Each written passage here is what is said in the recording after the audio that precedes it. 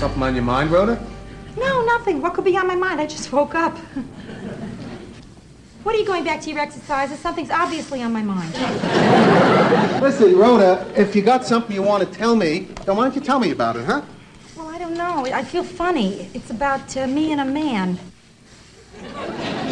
Why don't we have a bite to eat? No, no bites, Sure, nothing. just a little juice. No, Rhoda. It'll take me one Rhoda, second. Rhoda, Yeah. freeze!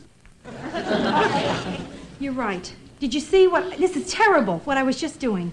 I open a conversation saying me and a man. And then naturally, I start to stretch it out. And you're still stretching it out.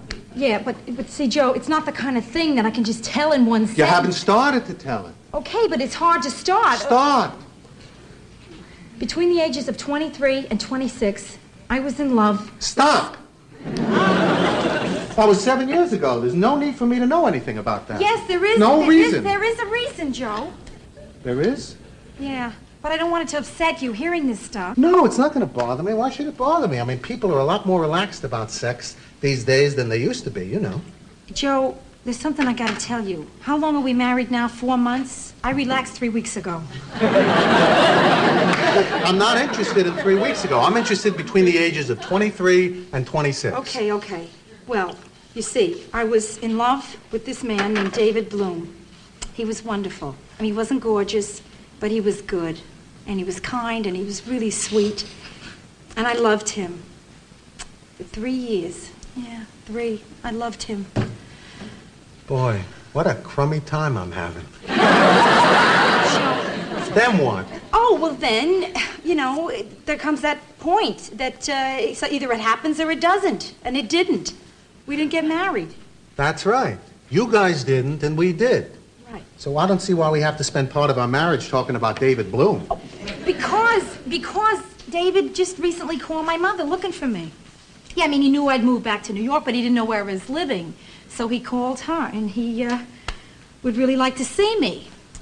Now, I don't know whether I'm going to see him or not. What do you think? Well, the way I see it, it's like this. I have two choices here. Either I do the reasonable, mature thing, or I'm honest. Listen, do whatever you have to do. But, Joe... I'll get it. Oh, no, I'll get it. I will get it. Just sit down, relax. You were exercising. Hello? Oh, hiya, Ma. It's Ma, Joe. You're kidding. David called again? Okay, well, if he's going to call you back, tell him, yeah. Bye, Ma. Joe? Yeah? I got a date Friday night.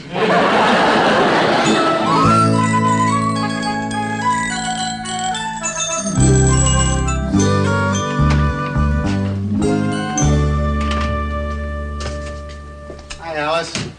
Hi, Joe. How's it going? Oh, pretty good. Joe, I think it's fantastic that you don't mind Rhoda's dating. She told me all about it. That's what I get for hiring one of my wife's friends. Look, Alice, Rhoda's simply going to dinner with an old friend. If I had been that Martin about my marriage, maybe Eddie would never have divorced me. But why think dark thoughts? I know he's coming back. Wait a minute, I thought your husband remarried. I know a lot of people would have given up when that happened. But not me, Joe. Because I know that someday he's going to walk in that door with a can of tuna fish and ask me to make my tuna casserole. I'll just act like nothing's happened. I won't even ask him what kept him. I'll hear his key and the lock. Wait a minute. Alice, what are you talking about, key in the lock? You moved since your divorce. I changed my door, but I kept my lock. I know he's out there, Joe. He just had to get a few wild oats out of his system. I mean, it's only been 3 years. Maybe that's him now. Joe, come in. Oh, Brenda. Hi, Bren. Hi. So, Alice, how do you like your new job? Oh, it's okay. Oh, I love it. Oh, Bren, what's going on? Well, I need this letter of recommendation for a job I'm applying for that I'm not going to get. And it's at this very classy bank on Fifth Avenue. You know, they don't even put chains on their pens. Anyway, I thought maybe you could write this letter of recommendation for me. Oh, sure. Why don't you sit down, type out anything you want, and I'll sign it for you, okay? Okay, great. You know, I would have written it at the bank, but I couldn't find a pen. So, listen, Brenda, are you busy tonight? Yeah, kind of. Got a date. Oh, yeah? Who with? Rhoda. I'm going with her to meet David. Oh, you're going with her. Of course, of course. You probably knew him back then, too, didn't you? Oh, sure. You know, I even had a semi-crush on him. You did? Mm-hmm. Oh.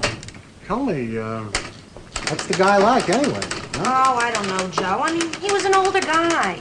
Yeah, but you were a kid then, and to a kid, everybody looks older. Oh, no, not David. David always looked old. No, not old. He always looked 37. Joe, you're not nervous about this thing, are you? Oh, no. Yeah, well, you shouldn't be, you know. No, I'm not, I'm not. I mean it. I mean, you are terrific. Hey, Joe, don't do my number on yourself. I mean, you are terrific. Come on. You want, hey, you want me to write one of these letters for you? To whom it may concern, Joe is aces. You're sweet. Let me hear your letter about yourself. All right. Brenda Morgan Stern is one of the pleasantest Rhodes Scholars I've ever met.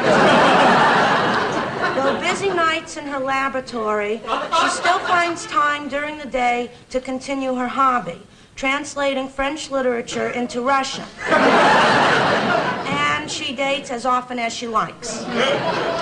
Brenda, nobody's going to believe that. Yeah, you're right. I'll take out that dating part.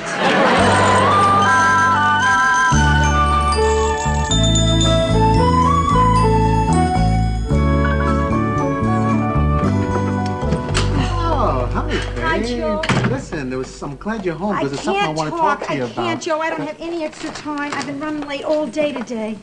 I was late getting off work. Then I ran down the subway. I didn't have a token, naturally, right? And the line was a mile long. Tried to buy one off this weird guy.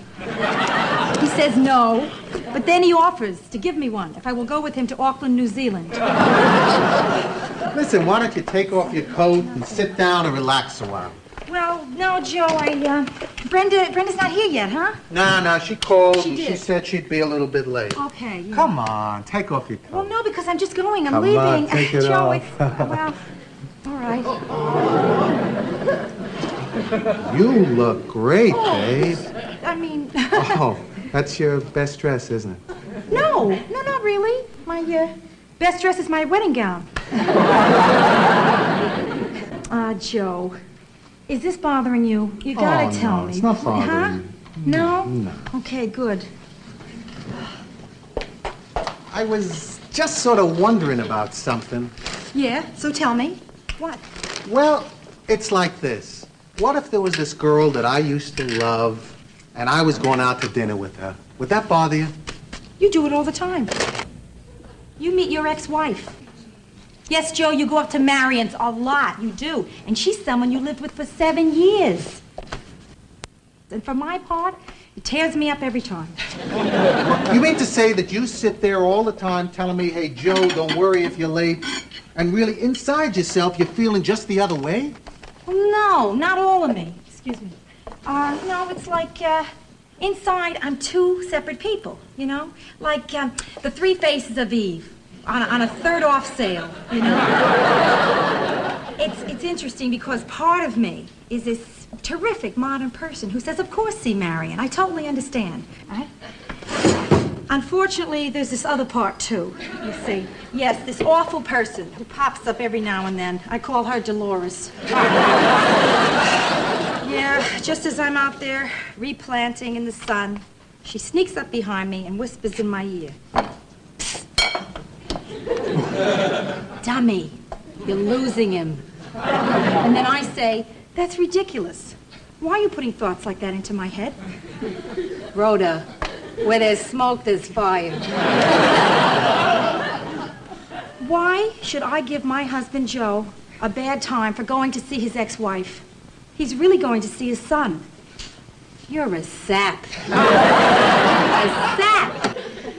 Look, nobody's perfect. Dolores, please leave me alone. Rhoda, Joe thinks you're boring. He married me, didn't he? But it was me he wanted.